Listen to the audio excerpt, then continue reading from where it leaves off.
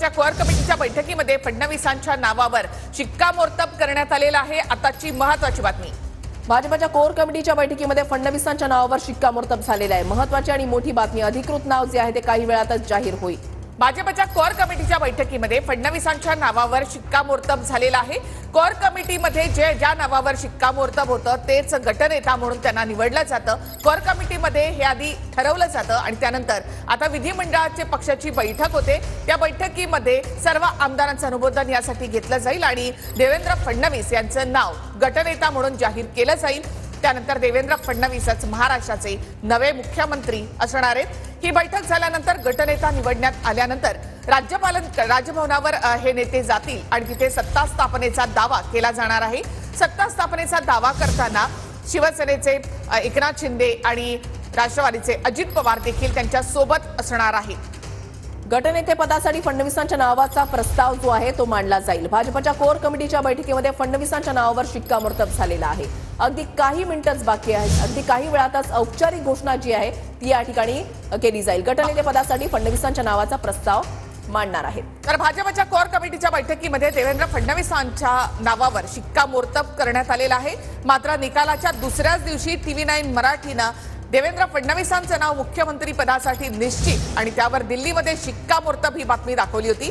गटनेते पदाचा प्रस्ताव सुधीर मुनगंटीवार मांडणार आहेत आणि चंद्रकांत पाटील मांडणार आहेत। भाजपमध्ये दोन ज्येष्ठ नेते सुधीर मुनगंटीवार आणि चंद्रकांत पाटील। ही फक्त औपचारिकता आहे। गटनेते पदाचा प्रस्ताव जो आहे तो सुधीर मुनगंटीवार आणि चंद्रकांत पाटील मांडतील। त्याच्यानंतर अनुमोदन त्याच्यावर घेतलं जाईल आणि मग ते त्याच्यावर आपलं मत मांडतील आणि मग गटनेते पदावर शिक्कामोर्तब होणार आहे। तर गटनेते पदाचा प्रस्ताव सुधीर मुनगंटीवार आणि चंद्रकांत पाटील यांच्याकडून मांडला जाईल आणि त्यावर अनुमोदन देखील घेतलं जाईल। प्रस्ताव मांडल्यानंतर हात वर करून या ठिकाणी आमदार आपलं मत या ठिकाणी देतील आणि त्यानंतर गटनेता इथे निवडल्याचं जाहीर केलं जाईल।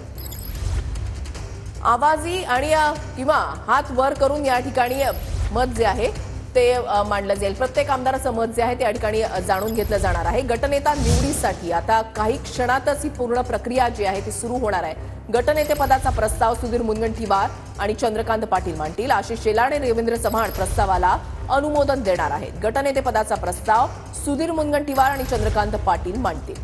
आशिष शेलार आणि रवींद्र चव्हाण या प्रस्तावाला अनुमोदन देतील आणि त्यानंतर आमदारही हात उंचावून यावर आपलं मत मांडतील।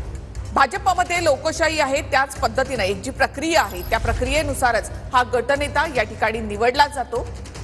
त्यामध्ये प्रस्ताव सुधीर मुनगंटीवार, चंद्रकांत पाटील यासारखे ज्येष्ठ नेते मांडतील। आशिष शेलार, रवींद्र चव्हाण यांच्याकडून याला अनुमोदन दिलं जाईल आणि भाजपचा गटनेता या ठिकाणी निवडला जाईल। सगळे नेते आता सेंट्रल हॉलमध्ये पोहोचलेले आहेत। पक्ष निरीक्षकांच्या उपस्थितीमध्ये हा गटनेता या ठिकाणी निवडला जाणार आहे। याआधी कोअर कमिटीच्या बैठकीमध्ये यावर शिक्कामोर्तब झालंय की देवेंद्र फडणवीसांच्या नावाचा प्रस्ताव या ठिकाणी मांडला जाईल।